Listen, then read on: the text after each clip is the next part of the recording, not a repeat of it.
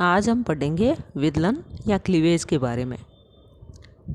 Von bear ने cleavage नाम दिया था। विदलन का सबसे पहले अध्ययन स्वेमेरडैम ने फ्रॉग एग में किया था और स्पेलेंजेनी ने टॉड एग में किया था। क्लीवेज, इसको सेलुलेशन या सेगमेंटेशन के नाम से भी जाना जाता है। सेक्सुअल रिप्रोडक्शन करने वाले जीवों में जाइगोट में लगातार माइटोटिक डिवीजन होते हैं, जिनको कि क्लीवेज या विदलन कहते हैं, जिससे मल्टीसेलुलर स्टेज का फॉर्मेशन होता है, जिससे कि बहुकोशिकीय संरचना का निर्माण होता है। भ्रूण के प्रारंभिक काल में विदलन के दो कार्य होते हैं। फर्स्ट है फॉर्मेशन ऑफ मल्टीसेलुलर स्ट्रक्चर, बहुकोशिकीय संरचना का निर्माण, और सेकंड है सेल डिफरेंशिएशन या कोशिका विभेदन। जाइगोट, जो कि डिप्लॉइड स्टेज है, इसमें लगातार समसूत्री विभाजन होते हैं, माइटोटिक डिवीजन होते हैं, जिसके फलस्वरूप कई सारी कोशिकाएं बनती हैं। बनने वाली कोशिकाओं को ब्लास्टोमियर्स कहते हैं या कोरक खंड कहते हैं, और होने वाले विभाजनों को क्लीवेज या विदलन कहते हैं। इस समय में ऑक्जेटिक ग्रोथ नहीं होती है, यानी कि कोशिकाएं आकार में नहीं बढ़ती हैं। कोशिकाएं संख्या में तो बढ़ती है, लेकिन जाइगोट की साइज अपरिवर्तित रहती हैं और बनने वाली कोशिकाओं का आकार छोटा होता जाता है। जाइगोट में क्लीवेज तब तक होता रहता है जब तक कि सीरियोप्लाज्मिक इंडेक्स का मान सामान्य कोशिकाओं के समान नहीं हो जाता। सीरियोप्लाज्मिक इंडेक्स यानी कि केंद्रक और कोशिका द्रव्य का आयतन सामान्य कोशिकाओं के केंद्रक और कोशिका द्रव्य के आयतन के समान नहीं हो जाता।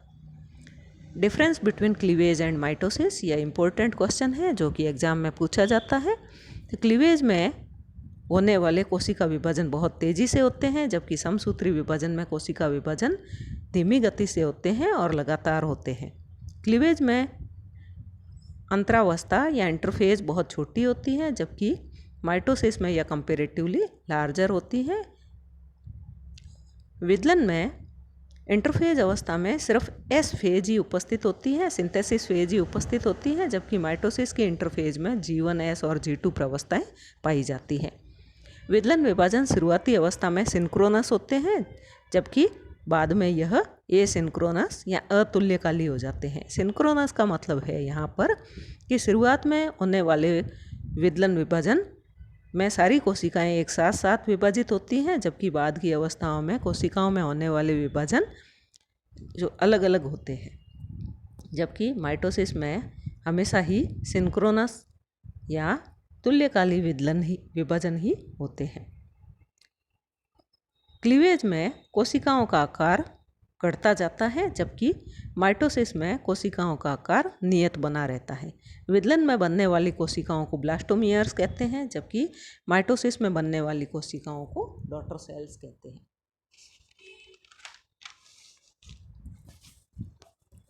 जैसे जैसे विदलन विभाजन बढ़ते हैं, वैसे वैसे कोशिकाओं का आकार छोटा होता जाता है, कोशिकाओं की संख्या बढ़ती जाती है और कैरियोप्लाज्मिक इंडेक्स का मान बढ़ता जाता है। भ्रूण का आकार नियत बना रहता है। रेट ऑफ क्लीवेज, अलग अलग प्राणियों में विदलन की दर अलग अलग होती है। जैसे कि गोल्ड फिश में प्रति 20 मिनट विदलन विभाजन होता है, मेंढक में प्रति 60 मिनट विदलन विभाजन होता है, और रेट या चूहे में यह दर 10 घंटे की होती है। When rate of cleavage is high, जब विदलन विभाजन की दर अधिक होती है, then interphase is very small, तब इंटरफेज प्रवस्था अंतरावस्था बहुत छोटी होती है और सिर्फ डीएनए का संश्लेषण ही होता है। सिंक्रोनस टू एसिंक्रोनस स्टेज, तुल्यकाली से अतुल्यकाली अवस्था दो कारणों से होती है। फर्स्ट है consumption of stored food material, संचित खाद्य पदार्थ का उपभोग हो जाने से, और दूसरा है इंटरफेज प्रवस्था बढ़ जाने के कारण। Rate of cleavage is determined by zygote cytoplasm, विदलन की दर का निर्धारण जाइगोट के युग्मनज के कोशिका द्रव्य के द्वारा होता है। प्लेन्स ऑफ क्लीवेज भी इम्पोर्टेंट है, जो कि परीक्षा में पूछा जाता है। विदलन के 4 तल होते हैं। फर्स्ट है मेरीडायोनल प्लेन या रेखांशित तल, जब क्लीवेज फरो या विदलन खांच मुख्य अक्ष से मुख्य केंद्र बिंदु से होकर के गुजरती है एनिमल टू वेजिटल पोल की तरफ, तो इस प्रकार के तल को मेरीडायोनल प्लेन कहते हैं। इसमें दो समान आकार की ब्लास्टोमियर्स बनते हैं जो कि एक दूसरे के प्रतिरूप होते हैं। इसका उदाहरण है फ्रॉग, एम्फियोक्सस और चिक का फर्स्ट क्लीवेज। सेकंड है वर्टिकल प्लान। इसमें भी cleavage furrow animal pole to vegetal pole गुजरती है, लेकिन यह मुख्य बिंदु में से होकर के ना गुजर करके यह मुख्य अक्ष के किसी भी एक साइड से होकर के गुजरती हैं। फलस्वरूप बनने वाले ब्लास्टोमियर्स असमान अनइक्वल साइज के बनते हैं। इसका उदाहरण है एमिया, लेपिडोस्टियस और चिक में थर्ड क्लीवेज। थर्ड है इक्वेटोरियल प्लान या विषुवतरेखीय तल। इसमें क्लीवेज फरो मुख्य अक्ष के लंबवत गुजरती है, जिससे कि वो एनिमल और वेजिटल पोल को दो बराबर भागों में बांटती है। और इसका उदाहरण है एम्बाइस्टोमा का फिफ्थ क्लीवेज। फोर्थ है लैटिट्यूडिनल प्लान, अक्षांशीय या क्षैतिज तल।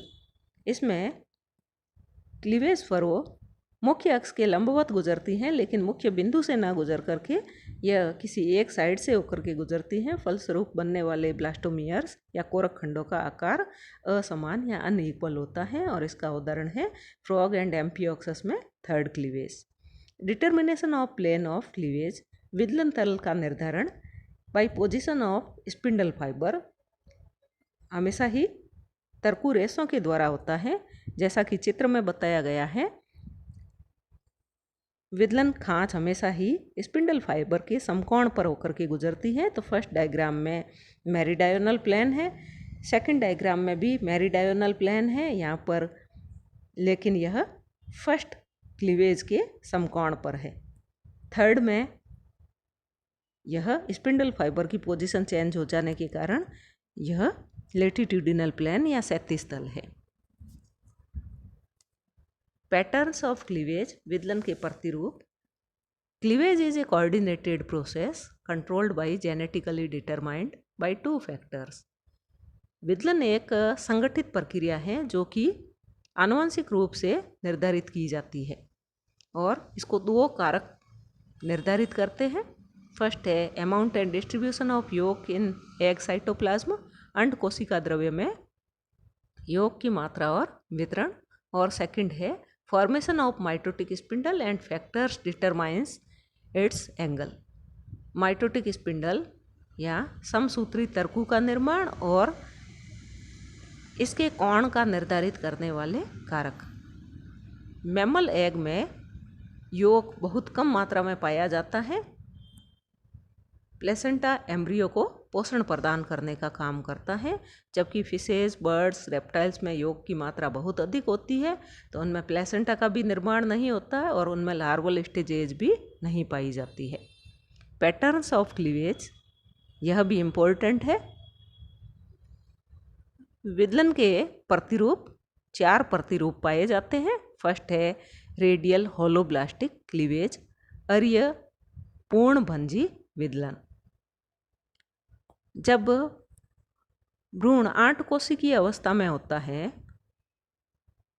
ऊपर वाली कोशिकाएं नीचे वाली कोशिकाओं के ठीक ऊपर स्थित होती हैं, या यूं कहें कि उनमें बनने वाले कोरक खंडों में रेडियल सिमेट्री या अरीय सममिति पाई जाती है। तो इस प्रकार के विदलन प्रतिरूप को रेडियल होलोब्लास्टिक क्लीवेज कहते हैं। इसका उदाहरण है sea cucumber, sea urchin and amphibians. और इस प्रकार का विदलन प्रतिरूप जनरली इनडिटर्मिनेट एग्स में पाया जाता है, अनिर्धारी अंडों में पाया जाता है। सेकंड है स्पाइरल होलोब्लास्टिक क्लीवेज, सर्पिल पूर्णभंजी विदलन। इस प्रकार के विदलन में जब भ्रूण 8 कोशिकीय अवस्था में होता है, तो ऊपर वाली कोशिकाएं नीचे वाली कोशिकाओं के ठीक ऊपर नहीं होकर के यह 2 कोशिकाओं के मिलाने वाले स्थान पर स्थित होती है। इन कोशिकाओं का घूर्णन या तो राइट हैंडेड होता है या लेफ्ट हैंडेड होता है। तो डेक्स्ट्रल या सिनेस्ट्रल टाइप का इनमें पैटर्न पाया जाता है। और इस प्रकार का विदलन प्रतिरूप एनेलिडा, टर्बेलेरियंस में फ्लैट वर्म्स, निमर्टाइन, मोलस्क, जिसमें कि एक्सेप्शन है सिफेलोपोड्स, इनमें पाया जाता है। ब्लास्टूला में ब्लास्टोसील एब्सेंट होती है इस प्रकार के क्लीवेज में, और ऐसे ब्लास्टूला को स्टीरियोब्लास्टूला कहते हैं। स्पाइरल ओलोब्लास्टिक क्लीवेज डिटर्मिनेट क्लीवेज वाले एग्स में पाई जाती है, निर्धारी विदलन वाले अंडों में पाई जाती है। और निर्धारी विदलन का मतलब है कि कौन सी कोशिकाएं आगे जाकर के मेसोडर्म का निर्माण करती हैं, यह 5th to 6th क्लीवेज के मध्य ही इसका निर्धारण हो जाता है। इसका जैसे एक उदाहरण है कि स्नेल में, घोंगे में सेल कॉइलिंग, उसके कवच में कुंडलन, जिसका कि निर्धारण या जिसका नियंत्रण मदर्स जीनोटाइप के द्वारा होता है, जिसमें कि जीन साइटोप्लाज्म में पाए जाते हैं। तो स्नेल में सेल कॉइलिंग को निर्धारित करने वाले, उसको कंट्रोल करने वाले जीन केंद्रक में नहीं होकर के साइटोप्लाज्म में पाए जाते हैं, साइटोप्लाज्मिक इनहेरिटेंस कहलाते हैं। थर्ड है बाइलेटरल ओलोब्लास्टिक क्लीवेज, द्विपार्श्विक पूर्णभंजी विदलन। इस प्रकार का विदलन एसिडियंस में पाया जाता है। एसिडियंस के अंडों में पहले से ही फैट मैप उपस्थित होता है, जैसा कि चित्र में दिखाया गया है। ऊपर वाला स्वच्छ क्षेत्र आगे चल करके एक्टोडर्म का निर्माण करता है। ग्रे पिगमेंट वाला भाग न्यूरल एक्टोडर्म एंड नोटोकॉर्ड का निर्माण करता है, और येलो पिगमेंटेड भाग जो है मेसोडर्म का निर्माण करता है, और इसका नीचे वाला भाग एंडोडर्म का निर्माण करता है। तो इनमें बनने वाली कोशिकाएं जो हैं वो, उनमें जब ये 8 कोशिकीय अवस्था में है तो कोशिकाओं में बाइलेटरल सिमेट्री पाई जाती है, द्विपार्श्व सममिति पाई जाती है। लास्ट है इसका रोटेशनल ओलोब्लास्टिक क्लीवेज, घूर्णित पूर्णभंजी विदलन। यह मैमल्स में पाया जाता है। मैमल्स में एम्पुला ऑफ ओविडक्ट में फर्टिलाइजेशन की क्रिया होती है। निषेचन की क्रिया ओविडक्ट के एम्पुला भाग में होती है। क्लीवेज रेट लोवेस्ट होती है मैमल्स में, विदलन की दर सबसे कम होती है। Initially cleavage synchronous but later on it changes to asynchronous. शुरुआत में विदलन विभाजन तुल्यकाली होते हैं, लेकिन बाद में यह अतुल्यकाली हो जाते हैं। So odd number of blastomeres are found in embryo. इस कारण से भ्रूण में कोरक खंडों की संख्या विषम होती है। अंतिम है टाइप्स ऑफ क्लीवेज, यह भी इम्पोर्टेंट है। तो टाइप्स ऑफ क्लीवेज का निर्धारण 2 प्रकार से होता है। फर्स्ट है फैट ऑफ ब्लास्टोमियर्स, कोरक खंडों का भविष्य के आधार पर, और सेकंड है amount and distribution pattern of yolk. तो इसमें से फर्स्ट लेते हैं on the basis of fate of blastomeres, कोरक खंडों के भविष्य के आधार पर। कोरक खंडों के भविष्य के आधार पर विदलन 2 प्रकार का होता है। फर्स्ट है डिटर्मिनेट क्लीवेज या निर्धारी विदलन, और इसका उदाहरण है nematodes, annelids, Mollusca and tunicates. इनमें कोरक खंडों का भविष्य पूर्व निर्धारित होता है, प्री डिटरमाइंड होता है। इनमें भविष्य व स्थान, कोरक खंडों का भविष्य व स्थान पहले से ही निश्चित होता है। इस प्रकार के विदलन को मोज़ेक डेवलपमेंट भी कहते हैं, क्योंकि इनमें अगर भ्रूण की एक भी कोशिका नष्ट हो जाती है तो उससे बनने वाली संरचना का निर्माण नहीं होता है। सेकंड है इनडिटर्मिनेट क्लीवेज, अनिर्धारित विदलन। इसमें ब्लास्टोमियर्स का भविष्य पहले से निर्धारित नहीं होता है। अगर 2 कोशिकीय अवस्था में जाइगोट की दोनों कोशिकाएं अलग अलग हो जाती हैं तो ट्विंस का निर्माण होता है, और उसके बाद में अगर शुरुआती अवस्था में कोशिकाओं को अलग कर दिया जाए तो भी पूरे भ्रूण का निर्माण होता है, यानी कि कोशिकाओं के हटाने से भी अन्य कोशिकाओं पर इसका कोई असर नहीं होता है। सेकंड है on the basis of amount and distribution of योग। इसको योग की मात्रा और उसके वितरण के आधार पर विदलन को 2 प्रकारों में बांटा गया है। फर्स्ट है ओलोब्लास्टिक यानी पूर्णभंजी, और सेकंड है मीरोब्लास्टिक या अंशभंजी। पूर्णभंजी जैसा कि नाम से ही पता है, ऐसे अंडों में पाया जाता है जिनमें की पीतक की मात्रा बहुत कम होती है या मध्यम पीत की अंडे होते हैं। जबकि मीरोब्लास्टिक क्लीवेज ऐसे अंडों में पाया जाता है जो कि पॉलीलेसिथल एग्स होते हैं या हाथी पीत की अंडे होते हैं, जिसमें कि अंडे का कुछ ही भाग विदलन खांचों के द्वारा क्लीवेज फरों के द्वारा डिवाइड किया जाता है। तो होलोब्लास्टिक क्लीवेज इसको वापस दो भागों में बांटा गया है। फर्स्ट है होलोब्लास्टिक एंड इक्वल, जिसमें कि बनने वाले ब्लास्टोमेयर्स आकार में बराबर होते हैं, क्योंकि यह एलेसिथल एंड आइसोलेसिथल एग्स में पाया जाता है, क्योंकि यह अपीत की और समपीत की अंडों में पाया जाता है, जिनमें कि योग की मात्रा बहुत कम होती है और समान रूप से वितरित होते हैं। जैसा कि इसका उदाहरण है एम्फिओक्सस। इस कारण से इसके ब्लास्टुला में बनने वाले ब्लास्टोसील का आकार सबसे बड़ा होता है और इस प्रकार के ब्लास्टुला को सीलोब्लास्टुला कहते हैं। सेकंड है होलोब्लास्टिक एंड अनइक्वल क्लीवेज। यह फ्रॉग में पाया जाता है, क्योंकि फ्रॉग में अंडे मीजोलेसिथल एग्स होते हैं एंड टीलोलेसिथल होते हैं। मध्यम पीत की और गोलार्ध पीत की अंडे होते हैं, जिनमें कि एक तरफ एनिमल पोल होता है जहाँ पर पीतक की मात्रा नगण्य होती है और दूसरा पोल वेजिटल पोल होता है जहाँ पर पीतक उपस्थित होता है। तो यहाँ पर कोशिका विभाजन या क्लीवेज असमान रूप से होती है। इस कारण से एनिमल पोल पर जहाँ पर कि पीतक की मात्रा योग का अमाउंट बहुत कम है, नगण्य है, वहाँ पर क्लीवेज तेज़ी से होता है, जिससे कि वहाँ बनने वाली कोशिकाएं संख्या में अधिक होती हैं लेकिन आकार में छोटी होती हैं, जबकि वेजिटल पोल पर पीतक की मात्रा उपस्थित होने के कारण विदलन विभाजन धीमे होता है, क्लीवेज धीमे होता है और बनने वाली कोशिकाएं संख्या में तो कम होती हैं लेकिन आकार में बड़ी होती हैं। तो छोटे आकार की कोशिकाओं को माइक्रोमेयर्स कहते हैं, जबकि बड़े आकार की कोशिकाओं को मैक्रोमेयर्स या मेगामेयर्स कहते हैं।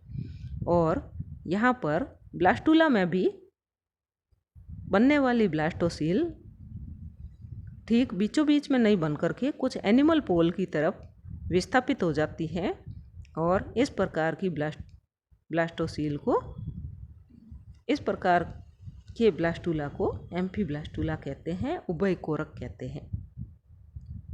सेकंड था मीरोब्लास्टिक क्लीवेज, अंशभंजी विदलन। जैसा कि अभी मैंने बताया था कि यह पॉलीलेसिथल एग्स में पाया जाता है, क्योंकि इनमें पीतक की मात्रा बहुत अधिक होती है। इस कारण से क्लीवेज फरो पूरे अंडे को विभाजित, पूरे जाइगोट को विभाजित नहीं कर पाती हैं, उसके कुछ भाग को ही, उसके कुछ अंश को ही विभाजित कर पाती हैं। यह भी दो प्रकार का होता है। फर्स्ट है मीरोब्लास्टिक एंड सुपरफिशियल क्लीवेज। यह इंसेक्ट में पाई जाती है, क्योंकि इंसेक्ट के एग्स जो होते हैं वो पॉलीलेसिथल होते हैं और सेंट्रोलेसिथल होते हैं। अतिपीत की अंडे होते हैं और केंद्रपीत की अंडे होते हैं। तो उनके केंद्रीय भाग में पीतक की मात्रा बहुत अधिक होने के कारण केंद्रीय भाग को क्लीवेज फरो विभाजित नहीं कर पाती है। उनमें सिर्फ परिधीय भाग में, जहाँ पर कोशिका द्रव्य पाया जाता है, तो वहीं पर विदलन विभाजन होते हैं और इस प्रकार बनने वाले ब्लास्टुला को पेरीब्लास्टुला या सॉलिड ब्लास्टुला कहते हैं, क्योंकि इनमें किसी भी प्रकार की ब्लास्टोसील नहीं पाई जाती है। इसी में सेकंड है मीरोब्लास्टिक एंड डिस्कोइडल, अंशभंजी और बिंबाब विदलन। यह चिक में पाया जाता है, मुर्गी में पाया जाता है। मुर्गी में क्योंकि ये अंडे अतिपीत की अंडे होते हैं और गोलार्ध पीत की अंडे होते हैं। इसमें एनिमल पोल का आकार बहुत छोटा होता है। एनिमल पोल पर सक्रिय कोशिका द्रव्य एक डिस्क के रूप में होता है और शेष अंडे में योग भरा हुआ होता है। तो विदलन केवल इस डिस्क रूपी सक्रिय कोशिका द्रव्य में ही होता है, शेष भाग विभाजित नहीं होता है। इस कारण से यहाँ पर सबसे पहले कोशिकाएं बारंबार विभाजित होती है सक्रिय कोशिका द्रव्य में। इसके बाद में यहाँ पर दो स्थान बन जाते हैं, area pellucida and area opaca. बीच वाले भाग को पारदर्शी क्षेत्र कहते हैं, जिसको एरिया पेल्यूसिडा कहते हैं, और सीमांत भाग को, जो मार्जिनल पार्ट है, जो कि योग के संपर्क में है, योग के कांटेक्ट में है, उस वाले भाग को एरिया ओपेका कहते हैं। फिर इस वाले भाग से ऊपर वाले कोशिकाओं की कई सारी परतें बन जाती हैं। इनमें से कुछ कोशिकाएं जो कि अपेक्षाकृत आकार में बड़ी होती हैं वो एमीबॉइड मूवमेंट के द्वारा नीचे की तरफ जाकर के हाइपोब्लास्ट का निर्माण करती है। अब ऊपर वाले को एपीब्लास्ट कहते हैं और नीचे वाली परत को हाइपोब्लास्ट कहते हैं, और बीच में एक कैविटी बन जाती है जिसको ब्लास्टोसील कहते हैं, और चिक में पाए जाने वाले ब्लास्टूला को डिस्कोब्लास्टूला कहते हैं क्योंकि यह डिस्क के रूप में होता है। Thank you.